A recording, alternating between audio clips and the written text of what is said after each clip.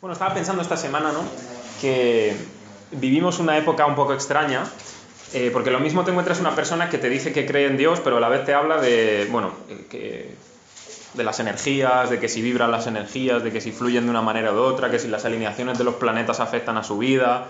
Hay como una mezcla de ideas raras, mezcladas, extrañas, y hay ideas también que son locas, ¿no?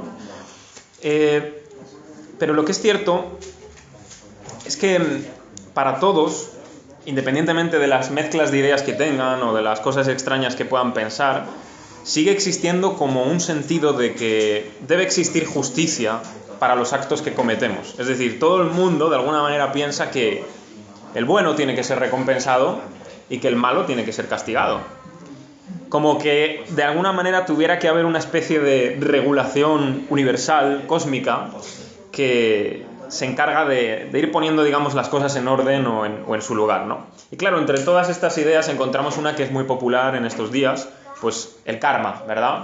Sin ir más lejos, el viernes en el trabajo, yo estaba trabajando lo mío y estaba alguna persona hablando y precisamente lanzó esta idea, ¿no?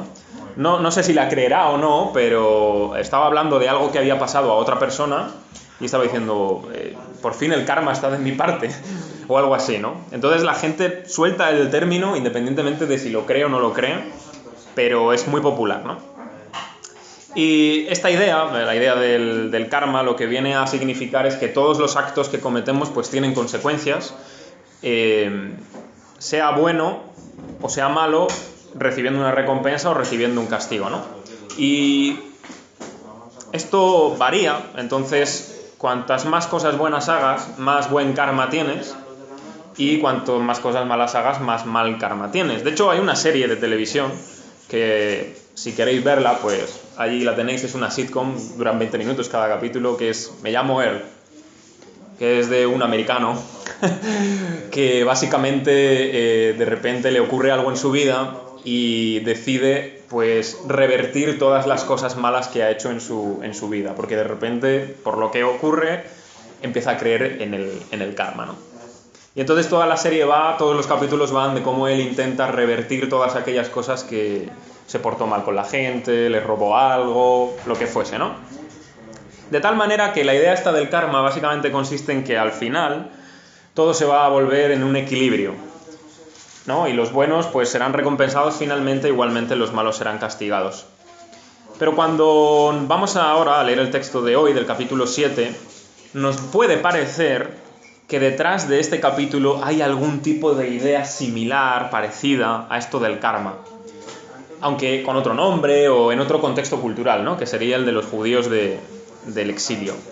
Pero nada más lejos de la realidad, y más adelante vamos a explicar por qué el texto que hoy vamos a leer no tiene nada que ver con el karma, pero por el momento nos vamos a preguntar lo siguiente: ¿quién de nosotros no desea que exista justicia? Me refiero, que realmente al final de todas las cosas los actos tengan consecuencias, que los buenos sean recompensados y los malos sean castigados. Entonces, con esta pregunta en mente vamos a leer nuestro capítulo de hoy, ¿de acuerdo?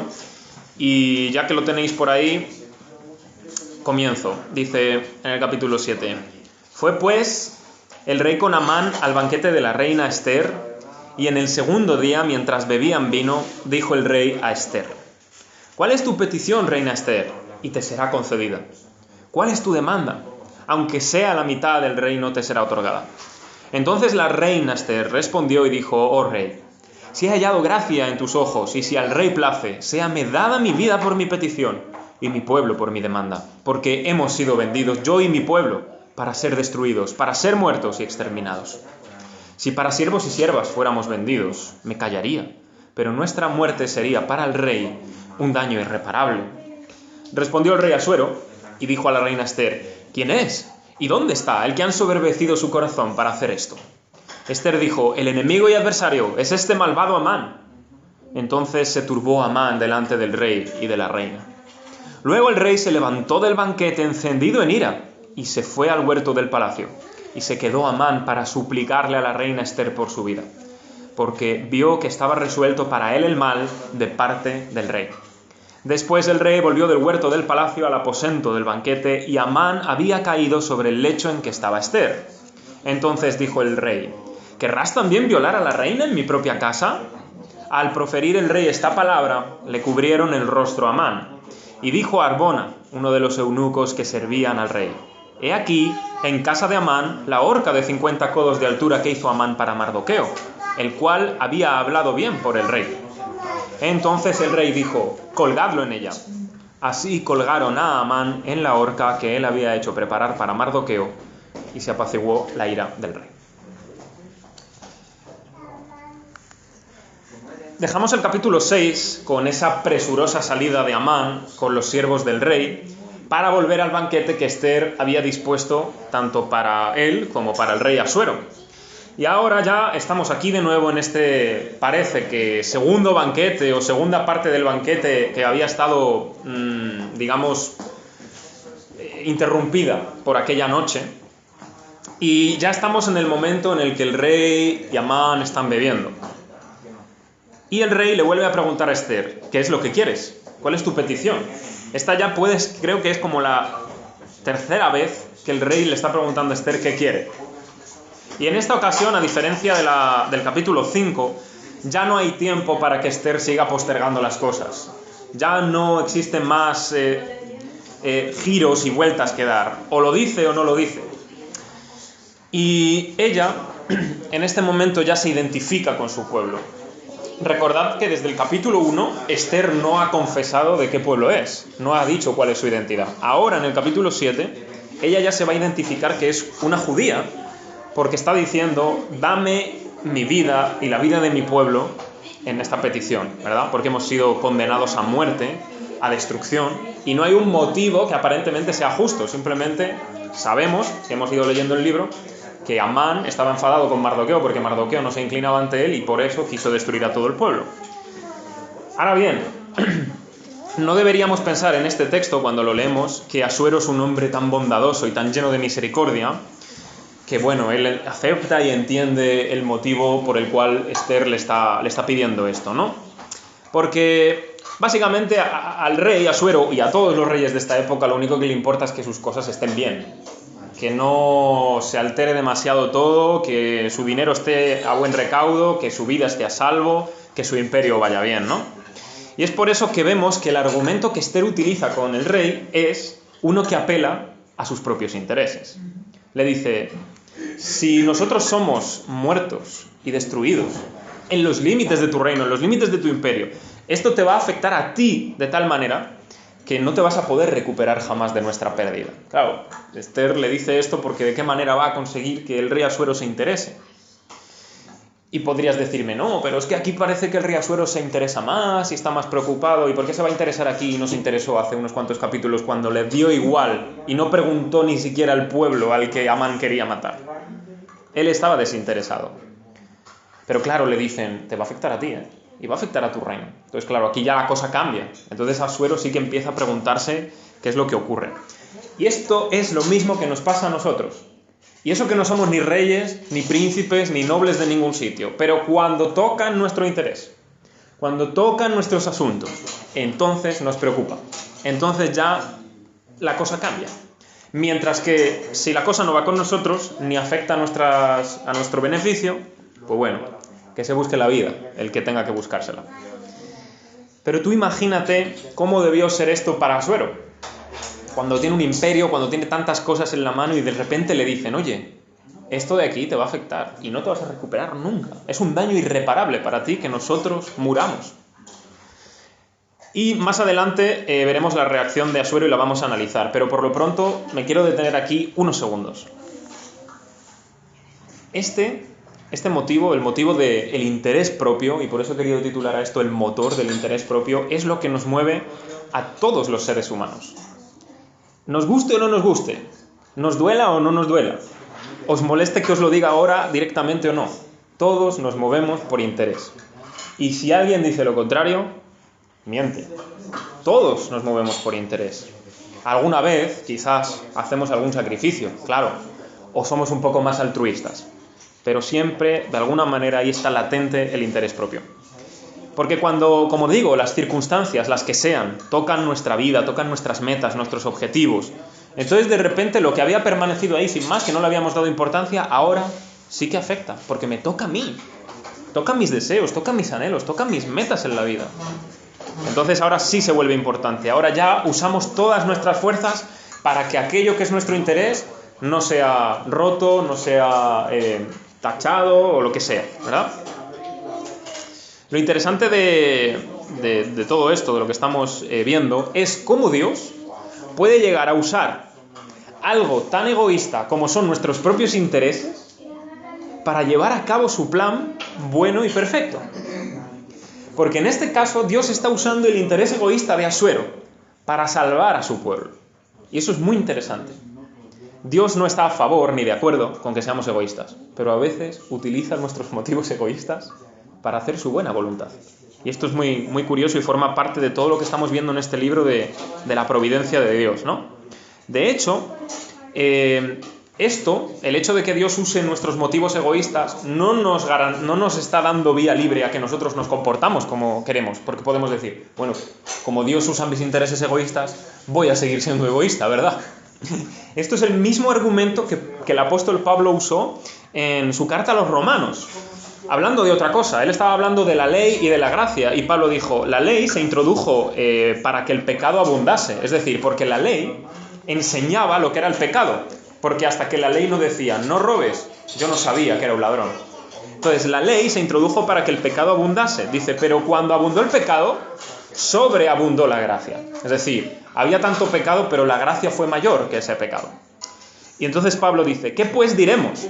¿Perseveraremos en el pecado para que la gracia abunde? Claro, él sigue la lógica. Si cuando abunda el pecado sobreabunda la gracia, entonces sigamos pecando y habrá más gracia. Pero él dice, en ninguna manera.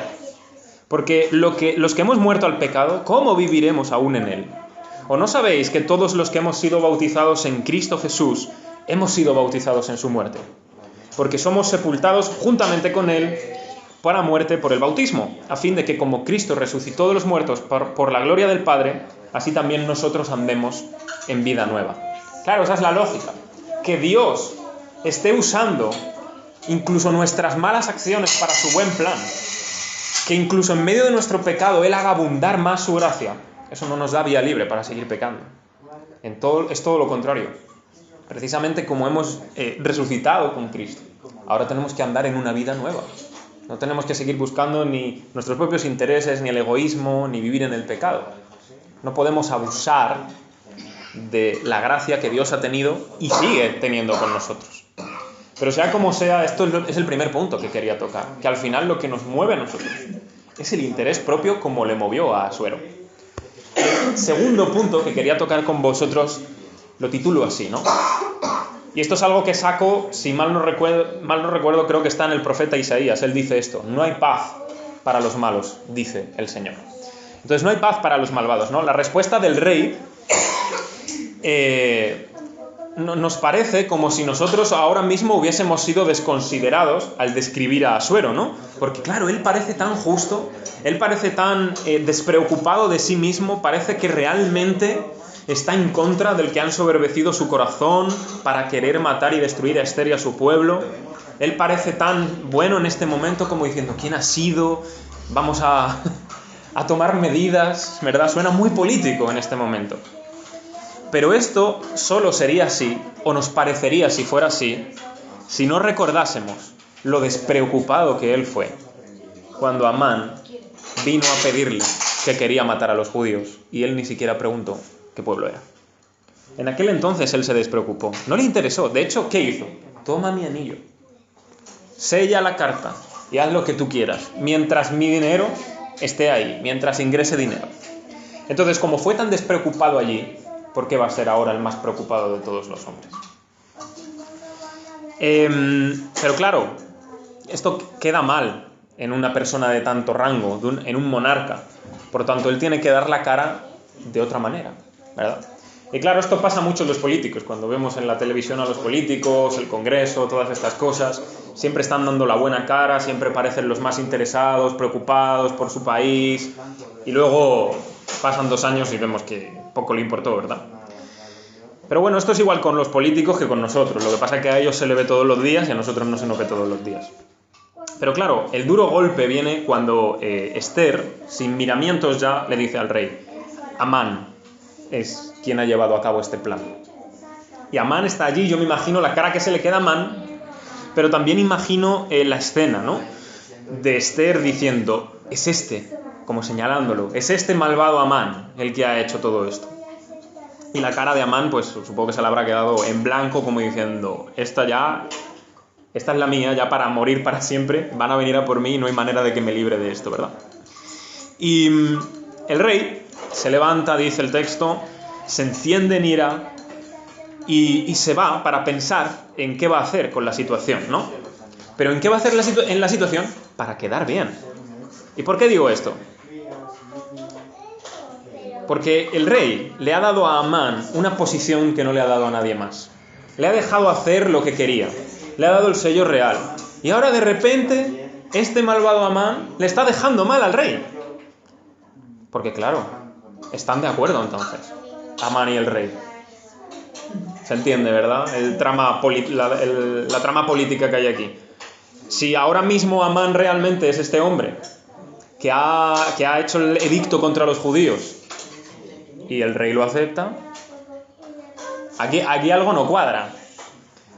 Y está delante de Esther, Esther es la reina, es judía, van a matarla a ella, va a su pueblo. Claro, aquí ahora el rey ya se quiere ir para otro sitio. Pero ¿cómo puede hacerlo? Porque si dice, Amán, ¿cómo has podido hacer esto de matar a los judíos? Se acusa a sí mismo.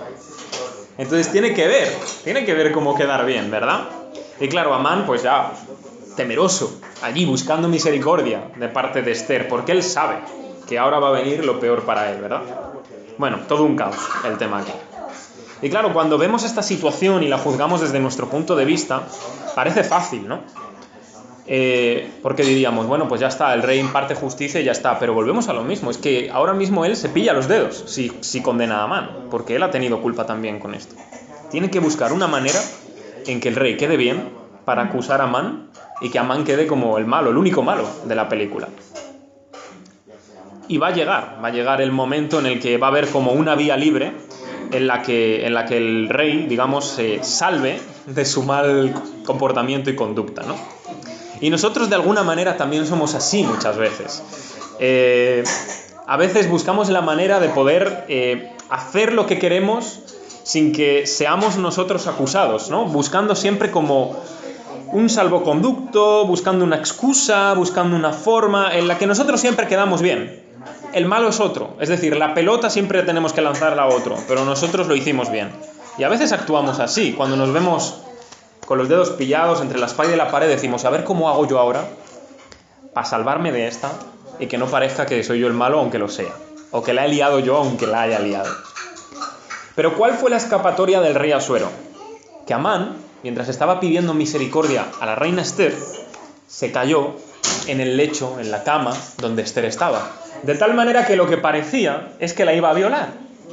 Y entonces llegó el rey justo en ese momento y dijo, pero tú también vas a violar a la reina en mi casa. Tenía la excusa perfecta. Ahora podía matar a Amán porque quería violar a la reina. Entonces, ¿cómo somos, verdad? ¿Cómo somos nosotros que buscamos siempre ahí enrevesado la manera de librarnos a nosotros mismos, de escurrir por ahí el bulto sin que nosotros seamos los malos de la película, que el otro siempre tenga la pelota de la maldad? Y pensaríamos mal si creyésemos que este rey y nosotros somos diferentes. Somos exactamente iguales, en otras maneras, en otros contextos, en otras situaciones, pero somos igual. Y nuestra historia se acaba hoy con lo que dijimos ya el domingo anterior. La ironía de Dios en su providencia. Porque ahora la horca que había preparado Amán para matar a Mardoqueo es la misma horca que va a ser usada para que maten a Amán. Se vuelve en contra suya el mal que él había pensado hacer. Y quiero recuperar el tema del que hablé al principio, esto del karma, de la justicia cósmica y de que cada uno recibe su merecido. Amán había diseñado un plan y este plan se vuelve contra él. Vale, podíamos decir justicia cósmica, justicia poética, el karma. Pero nosotros sabemos que en las Escrituras, ya sea en el Antiguo o en el Nuevo Testamento, no hay tal idea como karma. La única idea que vemos es que hay un Dios que está encargado de poner las cosas en su lugar. Y es muy diferente a lo que tiene que ver con esto del karma. Lo primero, la diferencia entre el karma y la justicia de Dios es que el karma es impersonal. Es como una ley universal que de alguna manera, no sabemos cómo, pone en orden las cosas. Pero Dios es personal. Dios es un ser justo, que tiene voluntad, que ha establecido unas leyes. Y Él es quien lo lleva a cabo, esta justicia. Lo segundo, esto era lo segundo, ¿no? Lo que es justo, que es personal el juicio. Lo segundo es que el karma lo que pretende es que finalmente uno pueda salirse de esta rueda de la ley de los castigos y las recompensas. Es decir, que llegues a tan buen karma en la vida que ya te sales de esa rueda y llegas al nirvana, te fundes con el universo. En el caso de las Escrituras lo que nos enseña es que hay un juicio y los justos van a la vida eterna y los malos a la condenación eterna. No hay manera de escapar de estas leyes de Dios y solo hay una oportunidad. Porque en el karma, tantas veces como tú estés con un mal karma, lo único que harás será reencarnarte tantas veces hasta que seas la mejor persona del mundo. En las Escrituras no existe eso. Llega un día la muerte, el juicio, y ya está. No hay nada más. Y al final, esto del tema del día del juicio es el punto importante para nosotros hoy. Porque es lo que nos lleva, de alguna manera, al último punto que quería tocar con vosotros. Y esto lo he sacado de un salmo, ¿no? Si nuestra esperanza fuese que hay algo impersonal, algo cósmico, una ley en el universo, que hace que los malos mueran y que los buenos sean recompensados, solo te hace falta mirar al mundo un momento para darte cuenta de que no funciona así. Hay muchos malos que son recompensados y muchos buenos que viven como si fuesen malos, que son recompensados, entre comillas, como si hubieran sido malos toda su vida. Mira el mundo, constantemente pasa. Hay gente malvada, corrupta, asesina, y no les pasa nada. Y a veces viven muchos años bien y feliz y no les falta de nada. Y hay personas buenas en la vida que hacen buenas acciones, que, se comportan bien dentro de lo que todos somos, ¿verdad? Y sin embargo, de repente mueren jóvenes, les va mal, pierden sus trabajos, y tú dices, ¿pero qué pasa aquí? ¿Está el mundo al revés o qué sucede? Esto es un poco lo que Salomón se dio cuenta cuando escribió el libro de Eclesiastés. Que hay a justos que les ocurre como si fueran impíos, e impíos que les ocurre como si fuesen justos. Y esto era lo extraño para él, lo absurdo, lo vano de la vida. Si tenemos una religión, tiene que ser realista. No, sí, tú crees en Dios y todo te va a ir bien. Y si no crees en Dios, todo te va a ir mal. No tiene por qué. Al menos en esta vida. Hay un salmo en el número 58 que le da título a esto que he puesto aquí, que el salmista está hablando, ¿no?, de que, todo esto, ¿no?, de que juzga al malo, juzga al impío, juzga al que se comporta mal, al que no te ama, y termina diciendo, ciertamente hay Dios que juzga en la tierra. Hay Dios, no karma, no leyes universales, no el destino, no una fuerza ciega, sino que hay un Dios que juzga en la tierra. Y ese Dios que juzga en la tierra es el que se encargará de poner en orden las cosas. Pero no siempre lo hace en esta vida. A veces, como en la historia de Amán, lo hace ahora, en este mundo, y pone las cosas en orden, para que sigamos pensando y viendo, sí hay un Dios que juzga en la tierra. Pero no es lo normal, no es lo común, sino que Dios ha establecido un día en el que Él va a juzgar al mundo. Y ese día sí que se va a poner todo en orden. En ese día sí que todos los malvados serán juzgados y todos los justos recompensados. Entonces, en aquel momento, el juez de vivos y muertos pondrá las cosas en su lugar. Pero ahora mismo, no tenemos por qué pensar que siempre va a ser así. Entonces, ¿qué nos puede enseñar nuestro texto, finalmente, acerca de nuestro Salvador, de nuestro Señor, de Jesús? Voy a compartir 3 aspectos que pienso al respecto. En primer lugar, que Jesús es un rey que no mira de manera egoísta por sus propios intereses, al igual que lo hizo Asuero. Claro, Jesús tiene intereses y son los intereses de su reino, son los intereses de su plan, de su voluntad, pero Él no los trata de manera egoísta, Él no los trata de manera mezquina, como dándole igual lo demás y solo importándole lo suyo. Más bien, Él considera todos sus intereses y nos da pie a que nosotros participemos en esos intereses suyos, a que estemos dentro de su reino, a que colaboremos con Él para vivir en este reino. En segundo lugar, Cristo no va a permitir nunca que su esposa sea destruida. Asuero hasta este punto no se preocupó y su propia esposa iba a ser destruida e iba a morir. Pero Jesús, en este caso su esposa, que somos nosotros, su pueblo, su iglesia, no va a dejar que nos destruyan nada ni nadie. En apariencia, en este mundo puede que parezca que somos destruidos, que somos muertos todo el tiempo, como hay un montón de hermanos en la iglesia perseguida, pero finalmente Él nos está perfeccionando. Él ha prometido que hay un día que de la misma manera que juzgará a los malos, vendrá por nosotros y nos rescatará. Y por último, Jesús es verdaderamente el juez. Él se va a encargar de juzgar a los vivos y a los muertos, a los malos y a los buenos, a los justos y a los impíos. Y en aquel día no va a haber vuelta atrás. O sea, en aquel día no va a haber misericordia para quien no la quiso. En aquel día todos aquellos que como Amán, a última hora, solo porque ven peligrar sus vidas, pidan misericordia, no habrá. Jesús dijo que en aquel entonces las puertas estarán cerradas y ya podrán llamar y les dirá: nunca os conocí, hacedores de maldad. Sin embargo, aquellos que son considerados justos en la Biblia, que son aquellos que han puesto su fe en Jesús, que precisamente, me permito un paréntesis, es lo que se celebra en la Reforma, que es mañana, por cierto.